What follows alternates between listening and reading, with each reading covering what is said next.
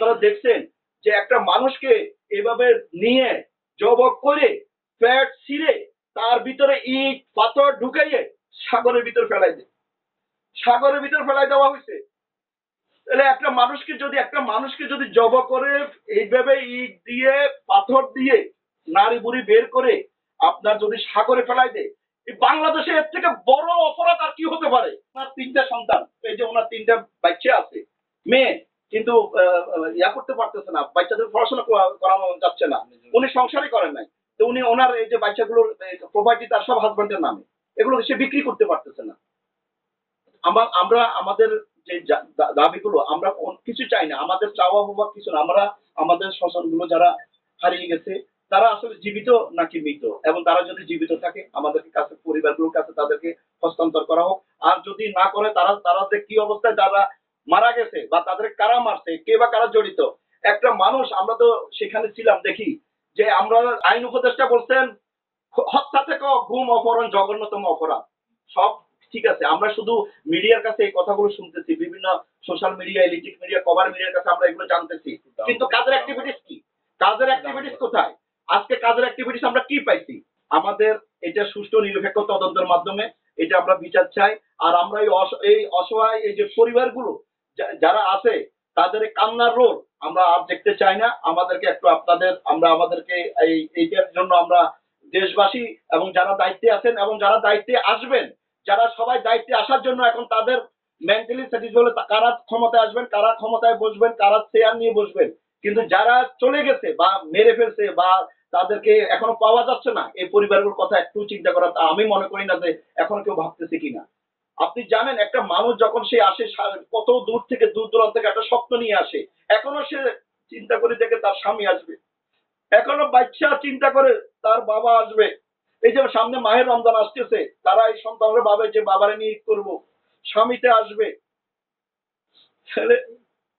আজকে আমরা একটা নিজেরা সবাই একটা অসহায় জায়গা থেকে, একটা কষ্টের জায়গাগুলো থেকে আমাদের এই আবেগ অনুভূতি গুলো আমরা করতেছি, আমাদের নিরুপায়, আমরা কিছুই করার নেই।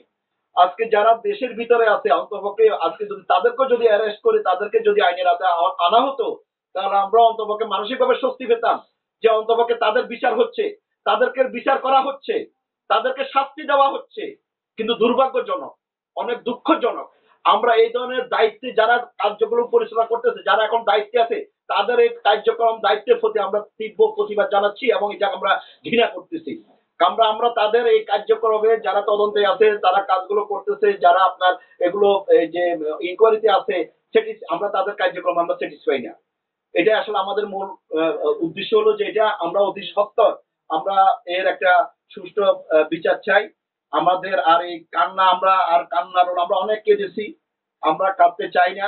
আমরা আজকে যারা দেশের বাইরে চলে গেছে, এই ভারত সরকার যদি মনে করে যে খুনিদেরকে আশ্রয় দিয়ে তারাও এই খুনির সাথে সম্পৃক্ততা, যারা অপরাধীকে যারা আশ্রয় দেয় তারাও অপরাধী, তারা অভ্যন্তর, তাদের সাথে যে ভারতের সাথে যে আমাদের একটা চুক্তি আছে, প্রতিটা দেশের সাথে বাংলাদেশ একটা যে ইন্টারনেটের চুক্তি থাকে, যে অপরাধীকে ইন্টারকমের মাধ্যমে বা ইন্টারপোলের মাধ্যমে তাদেরকে হস্তান্তর করা বা তাদেরকে দেওয়া আনা, ভারত কি মনে করে যে এরকম শত শত হাজার হাজার মানুষের রক্ত দিয়ে তারা আমাদেরকে এইভাবে গুম খুম অপহরণ করলো, আমাদের এইভাবে তারা কি এইভাবে তাদেরকে সেভ করে রাখতে চায়?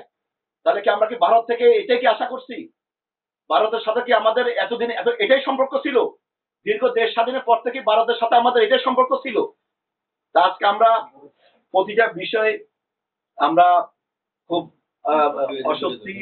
অস্বস্তি অবস্থায় আছি। পরিবারগুলো নিরাপত্তাহীনতা ভুগতেছে এবং বিভিন্ন ব্যক্তিকে বিভিন্ন জায়গা থেকে হুমকি দামকি দিচ্ছে, ভয়ভীতি দিচ্ছে, তাদেরকে অন্যান্য বিভিন্ন মিথ্যা অপবাদ দিয়ে বিভিন্ন মামলার ভিতরে তাদেরকে জড়ানোর চেষ্টা করতেছে। এবং যার এই যে একটা ছেলে, তার 2টা ভাই, এই যে তার 2টা ভাই, আপনারা দেখেন তার 2টা ভাইকে নিয়ে গেছে, এখন একটা ভাই পাওয়া যায় নাই। এই যে এই লোকটা, এই যে তার আপন 2 ভাইকে এখন পাওয়া যায় নাই।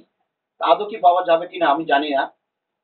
এটা আপনাদের কাছে আমাদের এটাই চাওয়া হওয়া, আমরা দেশবাসীর কাছে আমরা আমাদের পরিবারের ব্যক্তিদেরকে আমরা ফেরত চাই এবং আমরা এই স্বপ্ন নিয়ে আমরা এখনো বেঁচে আছি।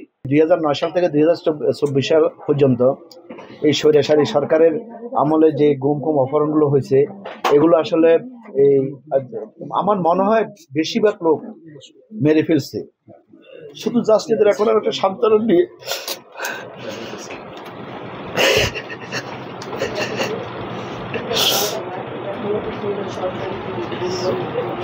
এদেরকে সবাইকে নিয়ে একটা সান্ত্বনা নিয়ে জাস্ট আমরা একটা স্বপ্ন নিয়ে বেঁচে আছি।